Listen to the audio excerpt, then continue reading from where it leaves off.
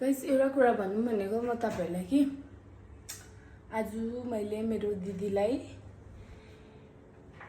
दाल मात्रै बनाइदिनुस् ल भने हो।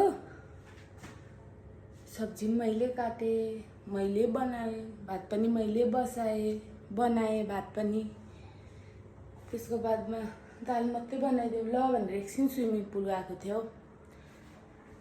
त्यही सत्यानाश गर्दैछ नि दिदीले त। हेर्नु न, दाल घोप्ट्याएर चाहिँ यो पहिल्यै भर्खर सफा गर्दैछु है म किचन। त्यसको बादमा यहाँ पुस्ने लुगाको हालत हेर्नु न। यहाँ म त यस्तो लुगाहरू सफा राख्छु नि त हो। के हो यो, पहिल्यै बनाइदिएछ।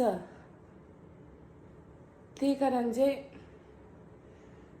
आफै गर्छु भोलिदेखि चाहिँ कसलाई लाउँदिनँ, आफै गर्ने म भोलिदेखि काम चाहिँ गाइस।